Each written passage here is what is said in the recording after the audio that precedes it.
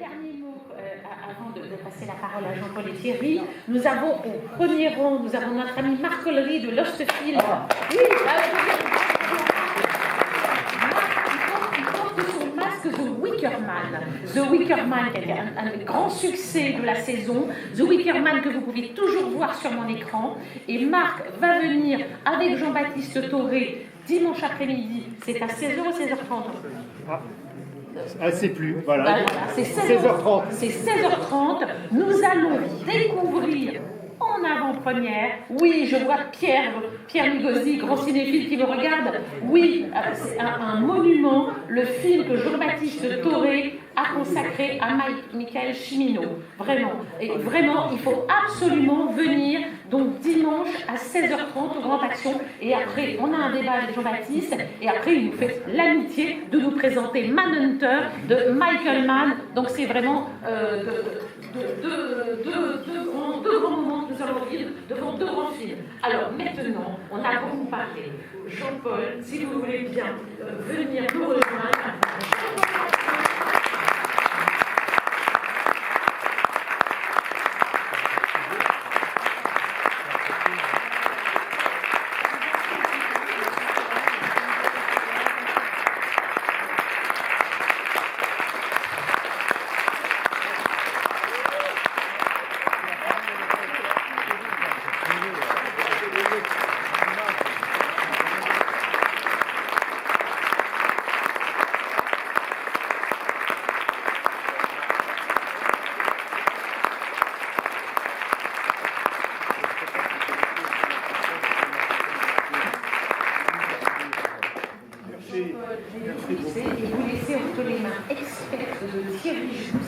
Thierry, qui est critique, réalisateur et producteur d'une émission sur France Musique dédiée à la musique de film. Il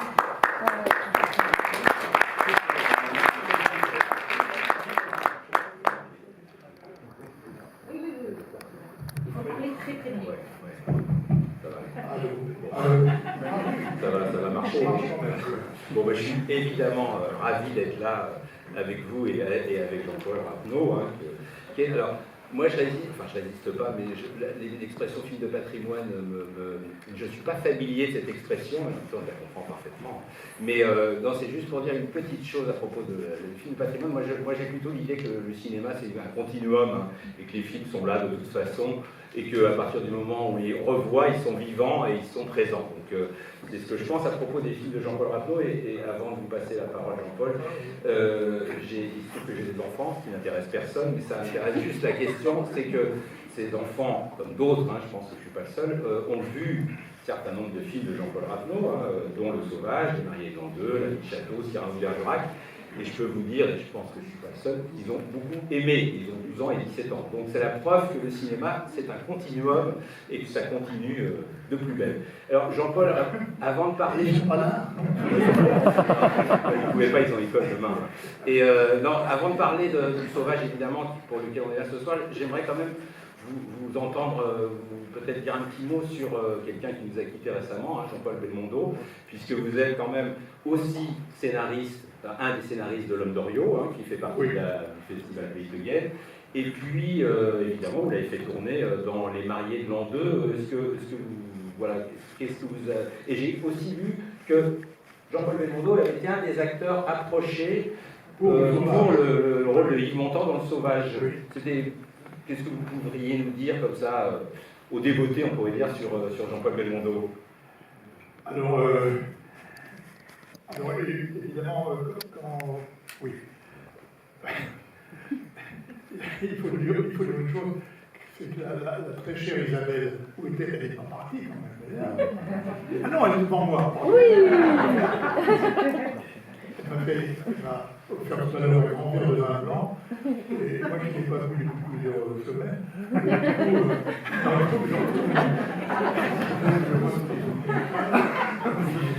Non, mais Jean-Paul, oui, évidemment, je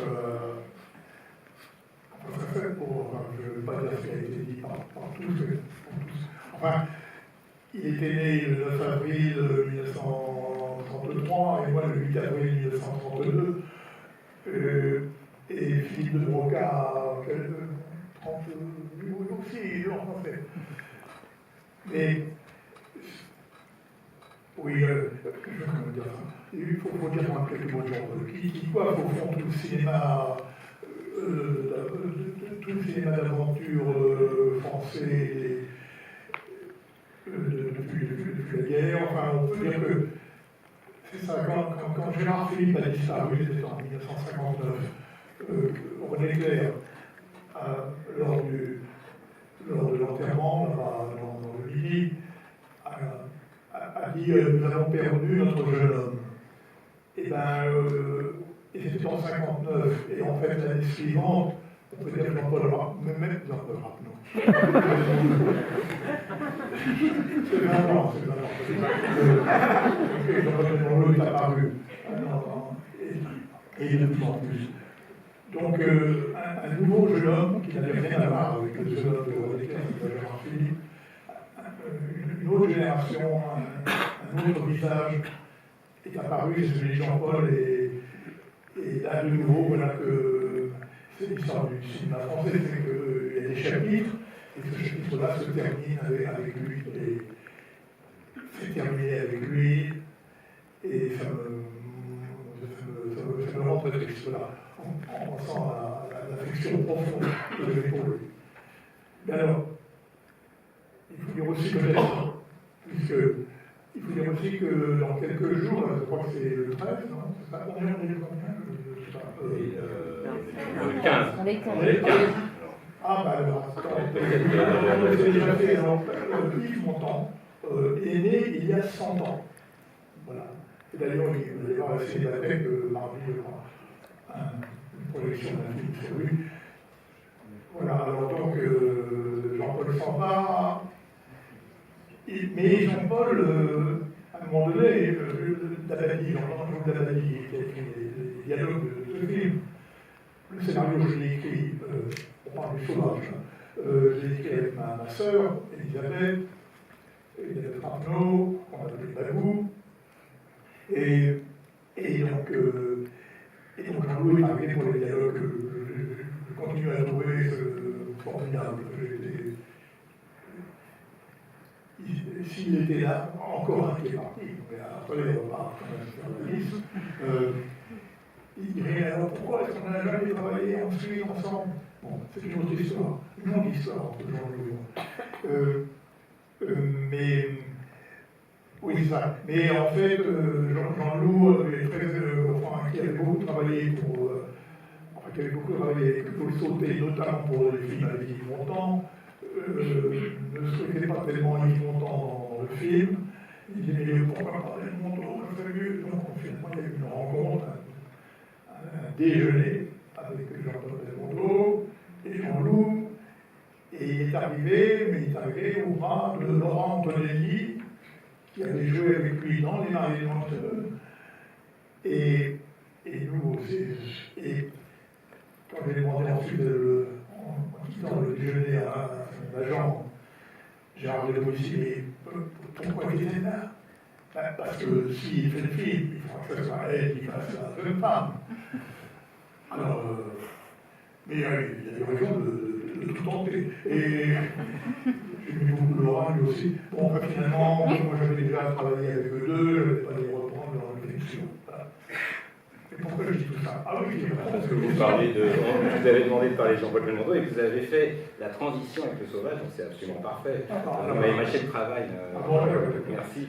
Non, mais... le vin blanc, ça va. Bon, je n'ai pas été complètement...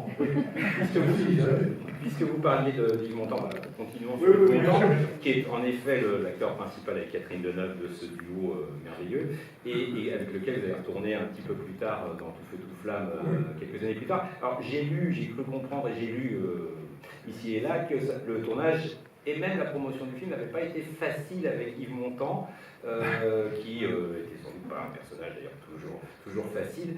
Est-ce que vous pouvez, Jean-Paul, nous en dire un petit mot? Oui, alors. Oui. Alors, finalement, il y a longtemps que. Finalement, je l'ai adoré, mais il se méfiait de moi terriblement. Et quand je dis, oui, se méfie pas terriblement.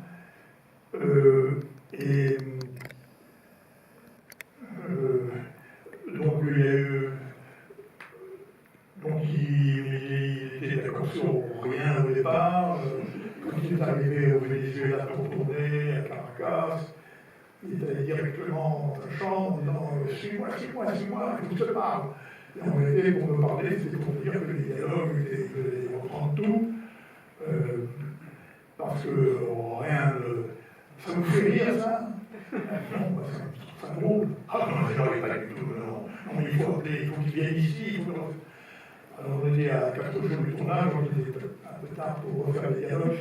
Et ces fameux dialogues que moi j'adore, il les a critiqués tout au long, mais finalement il les a dit comme il le fallait. Enfin, il y a eu cette... Mais à la fin, il est tellement content du film, il s'est calmé comme un cours de route, tellement content du film qu'il m'a dit on se doit une revanche. Et je serai entre vos mains comme un violoncelle. Le violoncelle, je ne dirai rien, je ferai les notes. Bon. Et on a fait effectivement ce film ensuite de tout ça. Et je dirais que, tout ça que vous avez vu, et avec un peu la même équipe, notamment Pierre Lhomme, et moi je voulais pas, il y avait eu tellement d'histoires en tournage, tellement de bagarres, vous disiez bon, on arrête tout, on reprend, on s'en allons, donnez-moi un billet, je reprends, je pars. Bon. Que là, j'avais plus envie du tout de me battre. D'ailleurs, il avait dit lui-même, on ne se battra plus. Donc je le laissais faire, pour, parce qu'il était content, je le laissais faire à son idée. Voilà. Et puis on n'arrêtait pas de me dire, c'est ridicule, dis-lui quelque chose, mais non, il est content. Il est très content. Donc il est un peu moins bon, tout ça. Alors que dans le Sauvage, je trouve qu'il c'est un sémé, enfin il est sensationnel, je trouve. Et voilà.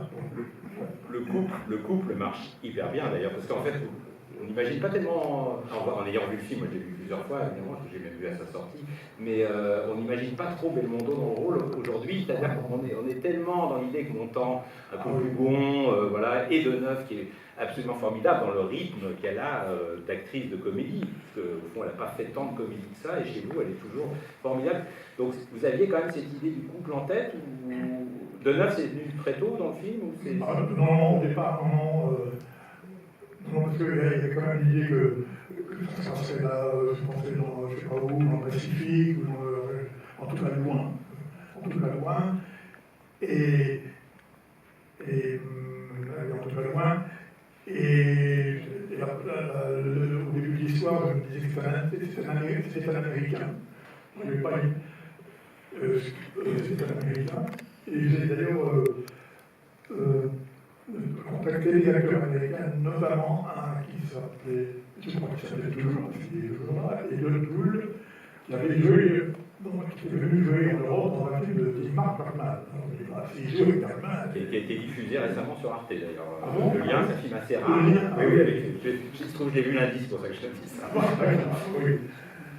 Oui, alors, et puis voilà, et là, alors, tout ça devait être au diable,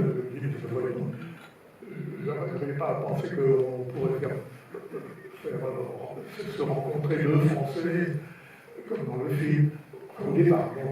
Alors, il y a deux, et puis, cette année-là, Cannes a été projeté, le film, c'était J40, c'est ça, oui, La mort du bûcheron, où est apparue cette fille qui s'appelait Carole Laure, avec des scènes très érotiques. Et moi, j'ai dit, c'est pas ça, il faut que ça fasse là. Donc j'avais rencontré Carole Laure, je propose le rôle, quand elle est venue à Paris après le festival. Alors elle dit, mais ça me plaît beaucoup, peut-être très sauvage. Très bien l'accent. Très sauvage. sauvage. Alors je lui dis, mais c'est pas la sauvage, c'est le sauvage. Ah bon? Mais il peut y avoir d'autres sauvages. Alors, elle était Carole pendant un moment, nous le souviens plus, on a disparu. Et dès qu'un producteur est apparu, il en fallait un, Raymond Danon, un type formidable, un producteur formidable qui a fait beaucoup de choses pour le cinéma français, avec Tavernier, avec Sauté, avec d'autres.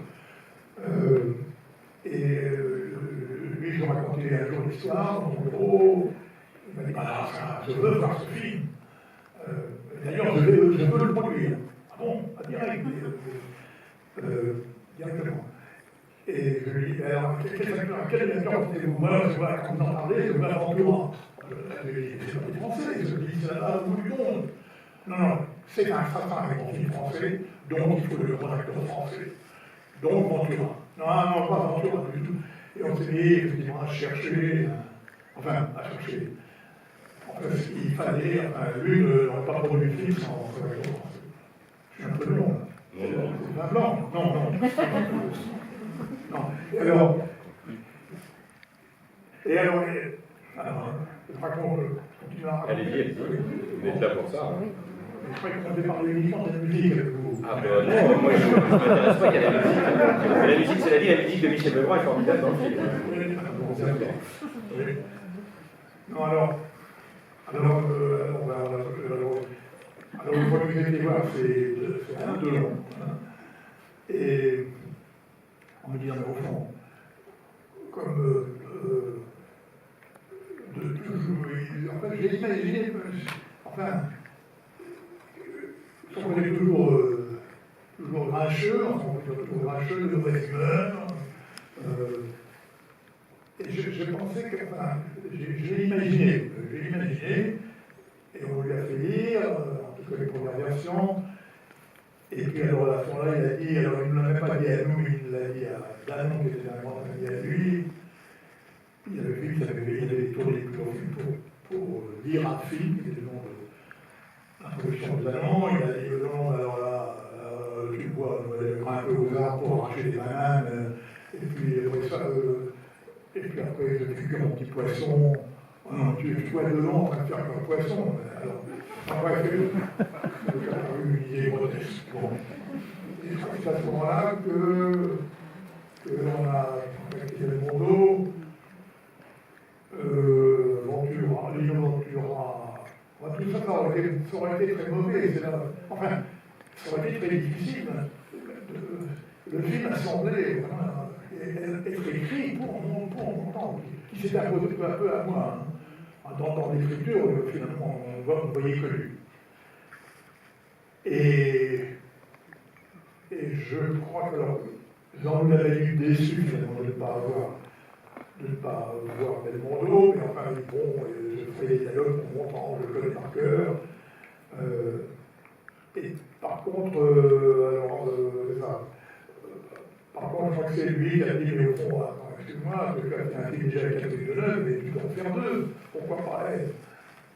Et on a été voir Catherine, et voilà, et je me souviens de cette rencontre, et je crois qu'elle a dit quelque chose comme Atlas. Elle savait depuis plusieurs mois que je cherchais quelqu'un, mais je ne comprends pas pourquoi il faut que vous veniez si tard. Oui, c'est une bêtise. Enfin, il faut dire que peut-être que les mauvais souvenirs s'effacent toujours et qu'il reste dans le souvenir d'un. Enfin, ça a été. Je ne sais pas si on pourrait faire maintenant un film français au Venezuela, au Bahamas, un tournage à New York. Alors, j'ai envie de raconter votre histoire. Allez-y. Oui, parce que mon temps, évidemment, quand il est arrivé au Venezuela, me disait le dialogue, ça vous fait rire, vous faites des blagues.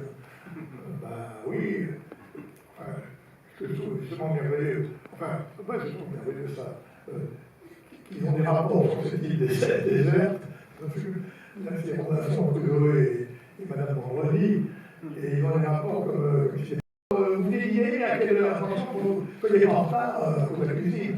Mais on voit que. Enfin, c'est le Parisien dans ce film, enfin, Parisien de la vie, c'est Parisien du 16e. Bon. Alors, bref,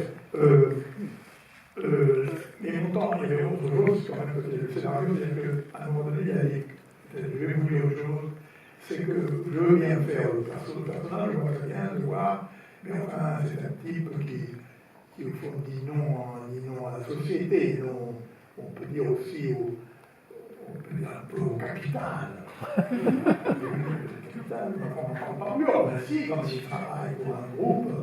Bon, alors, et si vous voulez que le film tienne, il faut que le personnage prenne une revanche éclatante sur je ne sais pas qui d'ailleurs, sur le oui, mais comment? Parce que s'il n'y a pas cette revanche du personnage, s'il n'y a pas un moment donné, il prend le dessus, je vous dis entre nous, avec affection, notre film s'écroule.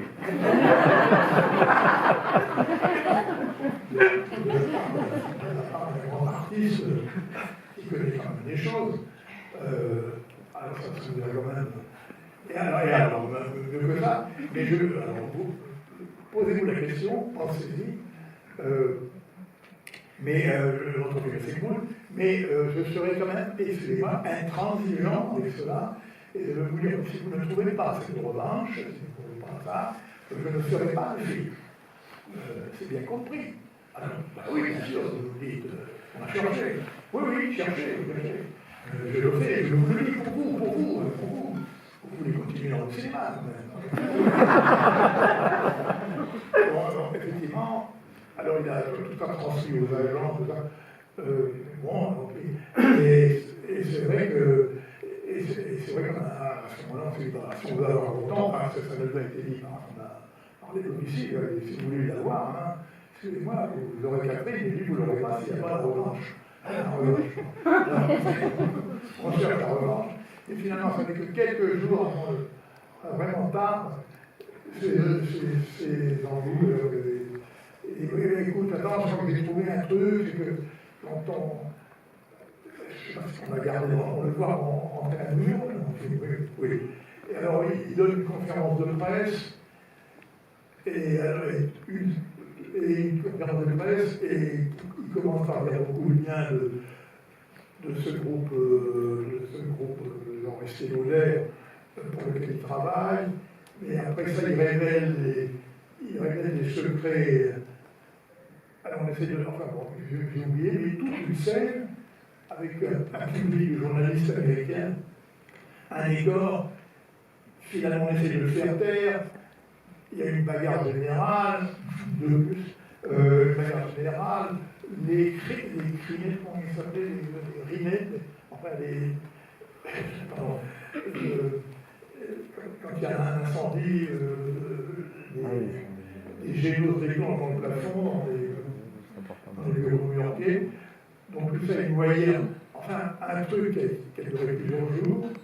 Il était enchanté. Parce que, je raconte tout. Mais cher Yves, vous me pardonnez. Vous me pardonnez, mais je vous aime. Franchement. Et alors, du coup, il avait dit que comme nous ne parlons pas anglais, Simone, Signoret, la grande Simone, et son ami, un grand écrivain américain qui se trouvait à ce moment-là chez eux, je ne sais plus les noms, c'est ma blanc, donc éclairons le texte en anglais. Moi, je l'apprendrai par cœur, il n'y a pas de problème. Ne vous inquiétez pas pour ce que je dirai, c'est Simone qui s'en occupe. Alors, ok, d'accord. Enfin, bref, on tourne tout ça, et lui est fou de joie, et on monte ça, et voilà, à la fin du film, et finalement, un jour, quand tout est compté, on fait une projection entre nous, chez Irafim, voilà.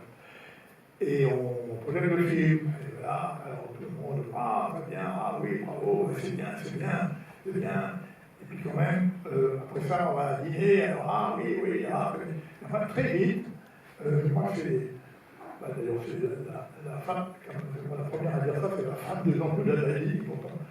Mais il y a quelque chose quand même, je voulais dire, je ne sais pas, je ne vais pas vous embêter, mais à la fin, hein, il y a une espèce de scène à la Costa Gavras, ça n'a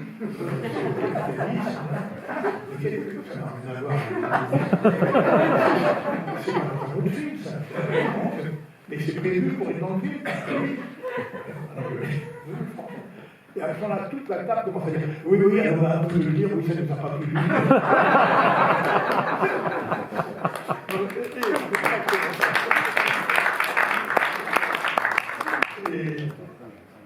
Alors évidemment, je ne dors pas de la nuit. C'est terrible.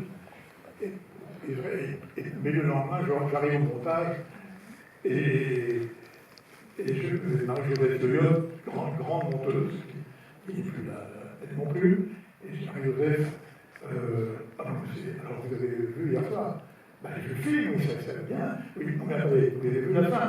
Oui, oui, j'ai pas eu de bonne réaction autour de moi. Oui, ben, bien sûr. Alors, écoutez, on va l'enlever, la fin, cette fin, ça peut rester dans le film. Par contre, voilà. Et alors, je prends le téléphone, hein, et j'appelle mon temps. Ah, Yves, c'est Jean-Paul. Ah oui, alors, formidable hier, hein, oui. Non simplement, il dit, oui, j'étais content, je suis content de vous voir, content, tout le monde est là. Mais je vais vous dire autre chose, je vais couper la fin, la scène à New York. Alors, ah bon, oui, j'ai pris cette décision, il n'y aura plus la scène. Et il me répond suivant, j'admire ton courage. C'est son seul commentaire. Bon, merci Yves. C'est vrai, cela dit, j'avais pas pensé, mais c'est vrai que le personnage a quelque chose d'assez moderne, c'est un écologiste, un capitaliste finalement. Hein. Il y a quelque chose de ça un peu dans le personnage finalement. Ah bah, non mais je plaisante à moitié, mais malgré tout, il y a quelque chose quand même d'un peu de ça. Ce qui résonne avec finalement l'époque d'aujourd'hui, hein, d'une certaine manière, même si ce n'était pas du tout le but, évidemment, de l'opération. Mais alors c'est ça, donner naissance à une mauvaise scène. Oui, non, mais j'imagine, je plaisantais un peu. C'est suggéré par l'histoire, on peut dire. Oui, bien sûr, bien sûr. Non, mais évidemment, le centre du film, c'est quand même ces rapports entre Deneuve et Montand dans l'île, même si le début est formidable aussi, enfin, on va pas tout raconter. On a encore quelques instants. Donc tu veux, Thierry? Mais non, parce que Vincent Paul Boncourt parlait évidemment d'un élément essentiel dans votre cinéma qui est le rythme, hein, et j'ai entendu dire aussi, peut-être je vous ai entendu dire, que vous aviez demandé, c'était peut-être sur la vie de château, mais peut-être ça doit être aussi vrai pour le sauvage, vous aviez demandé à Catherine Deneuve notamment de parler aussi vite que dans le film de Hawks, ce fameux film de Hawks, La Dame du Vendredi, qui est un film où effectivement Cary Grant et Rosalind Russell parlent extrêmement rapidement. Hein, je l'ai vérifié il n'y a pas si longtemps, regardez le film, c'est incroyablement rapide. C'est pas Foucault. Non, c'est Hawks. Mais il était même quelquefois en disant on peut gagner encore 4 secondes. Et c'est vrai que le rythme, en particulier, je dirais, alors de Montand c'est autre chose parce qu'il n'est pas dans la même. Quoique, il y a aussi ça, mais le rythme de Catherine Deneuve, y compris avant qu'ils arrivent sur l'île, tout ça, et même sur l'île, est vraiment un des éléments, je trouve, centraux dans le film. C'était quelque chose que vous aviez travaillé avec elle de façon. Ou alors c'était, comme vous aviez déjà fait La Vie de Château, vous aviez une complicité qui vous permettait d'y aller directement. Oui, parce que. Alors, il y a toujours un peu la même histoire, elle et sa sœur. Oui. Alors, c'est l'anecdote. Oui. Non, il faut dire que. Les anecdotes, c'est toujours plaisant. Oui, mais. Oui, mais. C'était pour le petit château. Oui, dès le départ, quand je l'avais rencontré, alors que. Oui, alors, je dis ça devant Marina, je vais parler de Philippe. Oui. Alors, donc, pour les films du château, oui. Donc, j'avais pensé à plusieurs personnes. Et est-ce que j'ai pensé enfin, en tout cas, bref. C'est la productrice, un extraordinaire que j'aimais beaucoup, qui s'appelait Nicole Stéphane. M'avait dit, mais quand on cherchait l'actrice, il n'y a qu'une. C'était l'année qui a suivi la Palme d'Or du Temple de Cherbourg, c'est maintenant la numéro 1, elle est en tête du cortège dans les actrices françaises. Vous ne pouvez pas ne pas la prendre. Bon. Alors donc, j'ai été la voir, bon. Et elle m'a beaucoup touché, beaucoup séduit en vérité. Et elle m'a dit, mais alors, et je ne sais pas si ça va convenir, mais je parle comme une mitraillette. C'est elle-même qu'on peut dire. Ah bon? Oui, enfin, mais si ça peut vous convenir, la fille, c'est très bien, pourquoi pas. Non, parce que, je vais vous expliquer, nous étions 4 filles. Et quand on arrivait à table, on avait toutes beaucoup de choses à raconter. Donc, celle qui parlait le plus vite, arrivait à passer. Ah, on va parler d'ascenseur. Ah bon. Alors, je vais parler de Philippe. Oui. Marina s'est beaucoup occupée, s'occupe toujours beaucoup de mon ami Philippe de Conca, qui manque. Hein. Oui. Bon, alors, bref. Bien qu'il m'ait dit, quand j'ai dit, je crois que je peux prendre Catherine dans un classe, c'est une comédie, oui. Dans une comédie, ah non, pas Catherine, non, je suis, oui. Non, on n'a pas le... Parce que lui, il avait tourné avec Françoise d'Orléac. Oui, juste avant. Sa sœur, parce qu'elle, non, elle ne bougera pas. Total, elle se trompait complètement. Mais parce qu'il n'avait pas eu dans...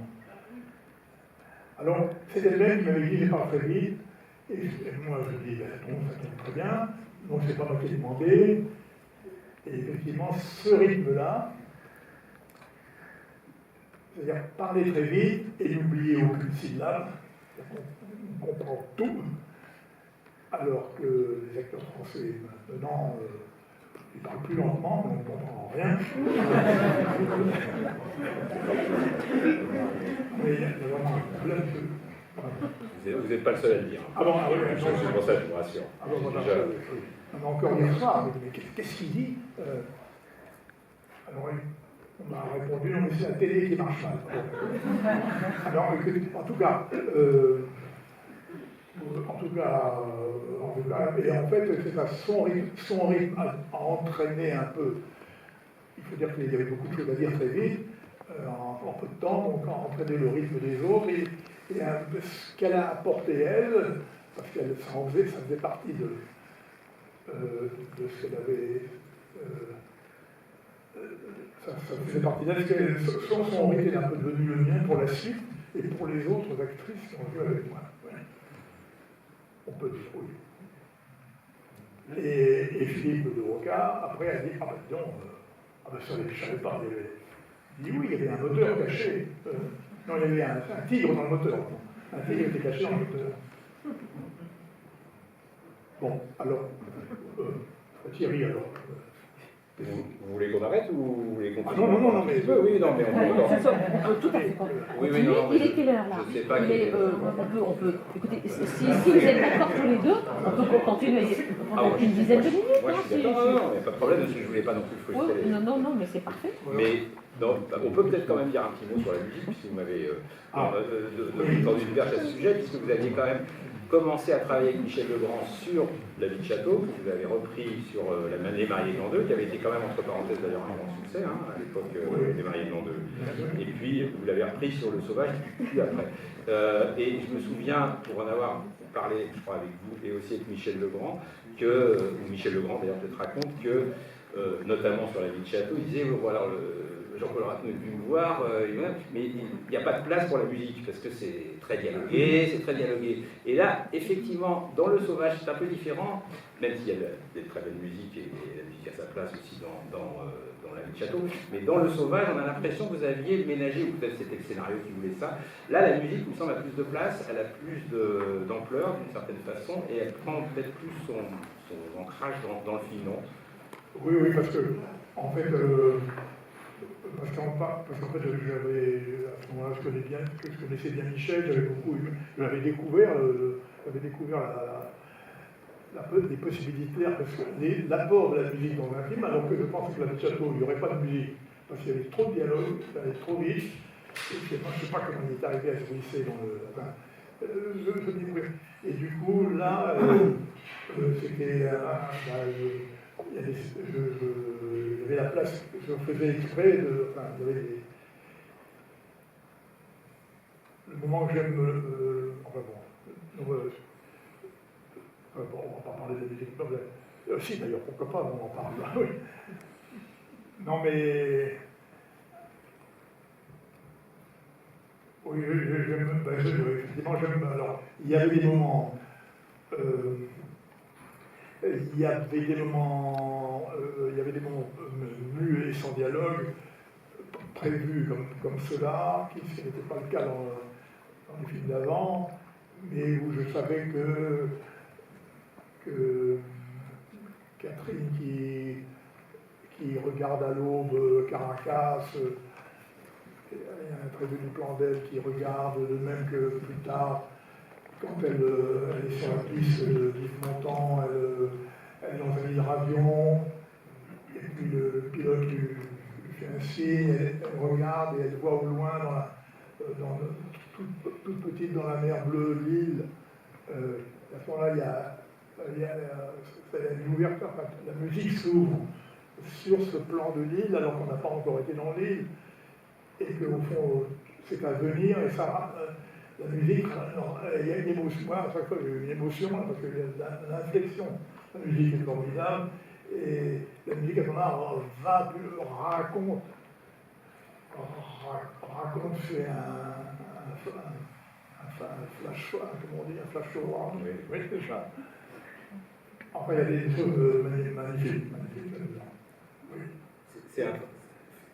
Vos films, enfin, et je pense aussi à ce film de Broca, en effet, j'ai l'impression que vous avez un peu inventé tous les deux ce qu'on appelle la comédie d'aventure, parce qu'au fond, ça n'existait pas tellement avant, que, bon, on va pouvoir trouver quelques ancêtres, mais enfin, au fond, c'est quand même L'Homme d'Oriot et Le Sauvage, pour prendre deux films qui sont, encore une fois, dans cette rétrospective pellicanienne, c'est quand même deux films qui ont, aujourd'hui, qui sont des classiques, on pourrait dire indémodables, hein, avec des acteurs formidables, mais aussi, voilà, tout ce... Mais c'est surtout aussi, moi je trouve, on s'en aperçoit pas parce que vous n'êtes pas en train évidemment de montrer votre travail, au contraire, vous masquez évidemment votre travail, mais il y a un travail de précision extraordinaire dans un film comme Le Sauvage, parce que tout doit être au cordeau d'une certaine façon. C'est pas un cinéma qui permet, disons, d'improviser, enfin peut-être vous improvisez un peu, je ne sais rien, mais enfin on a le sentiment quand même que voilà, il y a une forme de rigueur qui ne se voit pas, parce que le spectateur est pris dans la tourmente des personnages, dans leur folie ou dans leur vaste hésitation,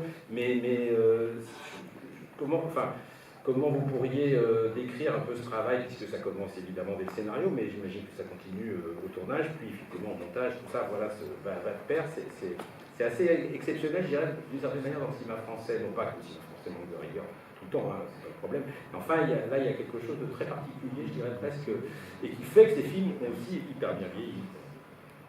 Oui, alors, je pense, comme ça s'appelle, Bande à part. C'est un journal en ligne. Elle n'est pas là, Anne-Claire. Non. Anne-Claire Ciotat a écrit, enfin, elle m'a interviewé à propos. Mais ça m'a raconté, enfin, j'ai dit ça. C'est un peu cette question qu'elle me posait, moins bien que vous.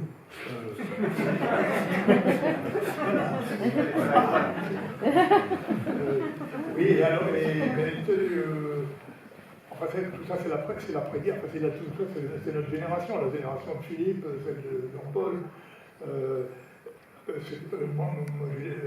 L'après-guerre, c'est que je découvre le jazz, j'ai adoré le jazz. Et la pulsation, enfin, le pied qui bat, fait partie dans la préparation des films. Enfin, pas du tout, on pensait qu'il faut qu'il y ait quelque chose qui batte dans le film. Je dirais que si mon pied ne bouge pas, ou même si je vous incite à lire le Bande à part, en tapant sur, comment on fait, on tape dessus sur. Et oui, s'il n'y a pas la pulsation, enfin, elle est souterraine, enfin, en dessous, quoi. Dans le film, il y a quelque chose comme les trains dans la nuit, dont parlait François Truffaut, c'est que dans les trains dans la nuit, quand on est dans le compartiment, on entend les rails les roues qui, à chaque fois qu'ils passent un rail, un film, c'est ça, c'est et moi, je le ressens tout de suite enfin, c'est un fil tendu. Alors, c'est un fil de caoutchouc. On peut le tendre, mais il ne faut pas qu'il. On dit que les voiles passées. Enfin, il faut qu'il y ait toujours du vent dans la voile. Voilà.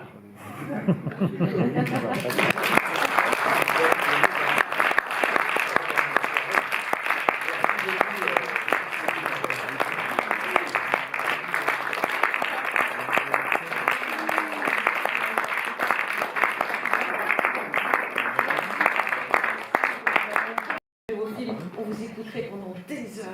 Bon, bah justement, je voudrais chanter quelque chose. Non, mais Bon. merci. Et bien donc, voilà, on va vous laisser en compagnie de Catherine Deneuve et Yves Montand, en vous souhaitant une excellente projection. Merci.